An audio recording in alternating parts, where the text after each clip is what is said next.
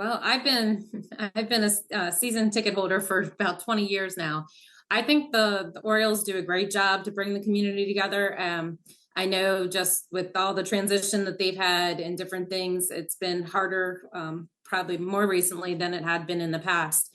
Um, I know with the Irish community, we were trying to raise funds and they allowed us to come in as a nonprofit and work at the stadium. And we were able to get a little bit of money from doing that to help support the festival, the Maryland Irish Festival. So it was great that we could get support like that. I mean, we did have to work and we did have to put the hours in, but just having that opportunity was a great uplift, I think, because we really did feel more a part of the two organizations, the Orioles and the Ravens. I love driving into the city and seeing both those stadiums as you come in. And I think most people that live in Baltimore or around Baltimore do as well. That was Colleen Monahan, Chairwoman of the Baltimore St. Patrick's Day Parade. Hello and welcome to episode 108 of the Irish Baseball Podcast. I'm your host, Rick Becker. Colleen Monahan will be my guest on the show today to talk about the parade taking place on Sunday, March 16th in Charm City. If you would like to march in the parade with the Irish American Baseball Society and you are a dues-paying member of the IABS, go to the community website for more information about taking part in the festivities. Right now, let's welcome Colleen Monahan to the show. Thanks for being here, Colleen. Thank you. I'm happy to be here. So the main thing we want to talk about today, and we'll touch on some other topics as well, but the main thing we are talking about is the St. Patrick's Day Parade. You are busy getting to it, getting this ready for the 2025 edition, and many of our members are going to have the opportunity to march in this if you would like. So for more information on that, go to the Irish American Baseball Society website. But Colleen, why don't you talk about how you organize this and just the tradition that goes along with it?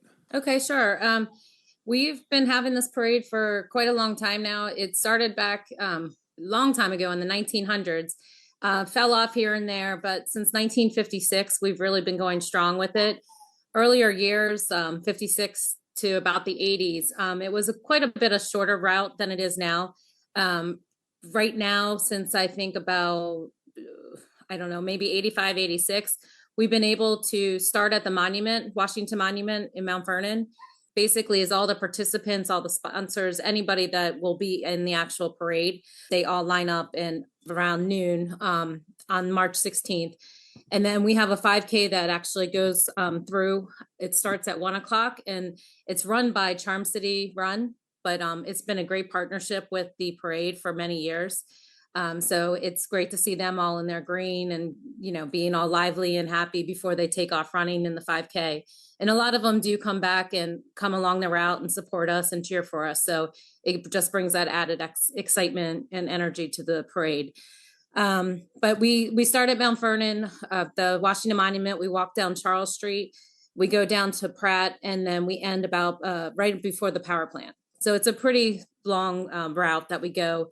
We get to see a lot of people that come out from all the condominiums and, just all the businesses and stuff down Charles Street. Excellent. And I just want to clarify, because there are going to be some people hearing things like Mount Vernon and the Washington Monument. And I just want to say we're talking about Baltimore here. Yeah, Baltimore, Maryland. The Baltimore St. Patrick's Day Parade. If you're not familiar with the city, you might be a little bit confused there. But then talking about the parade itself, I just want to get into, like you said, the tradition of this being around since the 50s, basically continuously. And the last couple of years, you have taken a major role there. So why don't you talk about your role and then what we can expect if we are either to join the Irish American Baseball Society in marching in it, or if you're just going as a spectator. Okay, sure. Yeah, I've been on the committee for at least a decade, if not decade and a half. About 5 years ago, I was asked to kind of join in on the board and on as a vice chair. And I did that for about 3.5 years or so, maybe four. COVID was in between it. So it's, we get a little lost in those 2 years that we didn't have a parade.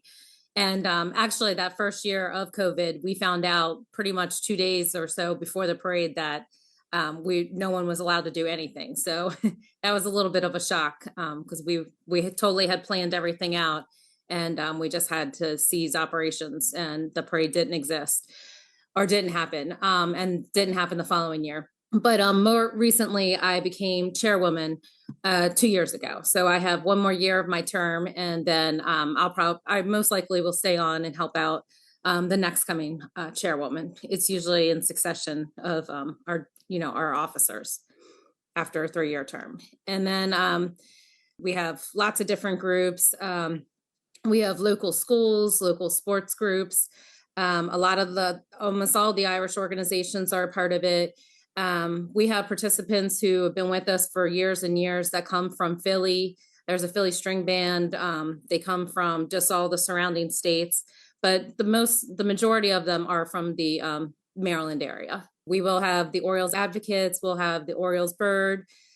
We have the Mustang Club that comes in with all of their old school cars. That's really neat for everybody to see. We've got just kind of a mix of everything in the parade. So it's about 2 hours long. As spectators, the police will come and they will set up little barricades. They're usually like the hardcore fencing, just to protect anybody from being a spectator and accidentally getting pushed into the parade and eliminating any type of risks or falls or anything. But that is all along Charles Street. Basically, everything starts at Center. So we have Center closed off in all of Charles, and then Pratt Street. But along on the sidewalks, that's where the spectators can be. They can be along any part of the route. I know that a lot of people like to hang out in front of Mick O'Shea's on Charles Street. So I want to talk about a little bit about the Irish history in Baltimore, because a lot gets made of the big cities like Boston and New York and even Philadelphia, where they talk about the Irish heritage. And I think Baltimore sometimes gets missed, and they don't realize exactly how much of an Irish presence is in that city. Yeah, there is a tremendous presence of Irish American. The parade started to be able to just celebrate our heritage and where we came from and our ancestors who came, and just everything they overcame to bring us to where we are now. We try to do everything we can to support the Irish community, not only with the parade.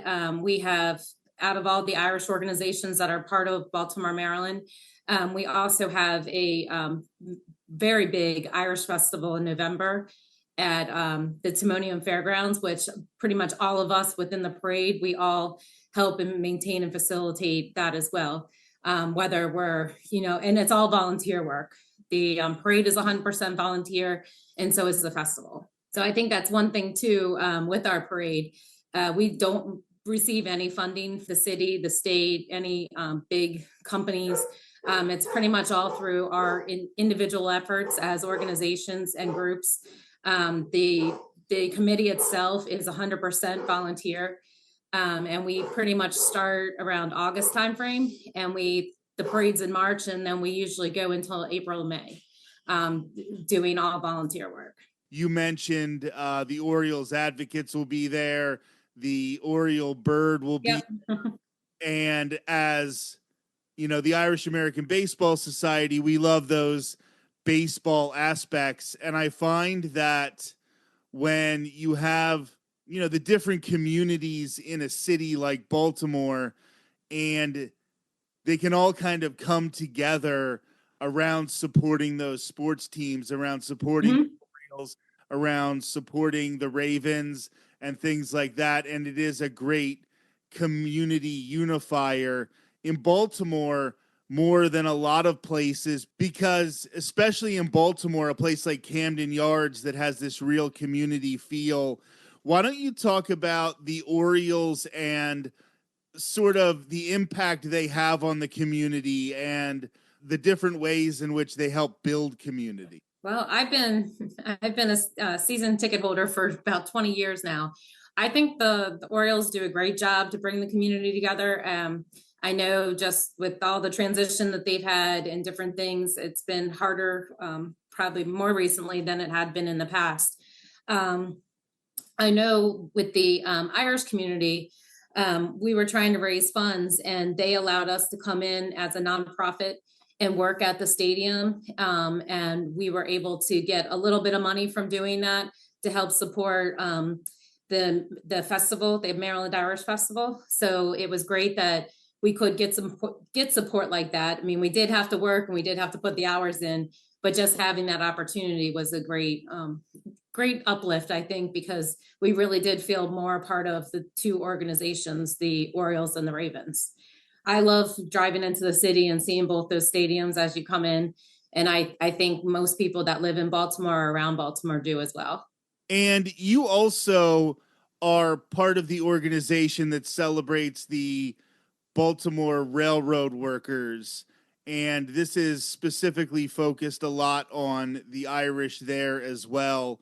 And I wonder if you could talk just a very little bit about that organization and the Irish railroad tradition in Baltimore. Well, I might not be the best person to ask about all the history of it, but I have been a part of it. A lot of my really good friends are on the board, and they actually started it, and they keep maintaining it and keep it going. Down on Lemon Street, I believe, there's a shrine, and they actually are trying to expand so they do tours and everything to bring people in and show them what the different aspects of the, what the families went through all those years within, in regards to the railroad. And it's a really neat place to go to. And but they will schedule tours, and they'll do a much better job of giving the history of that organization.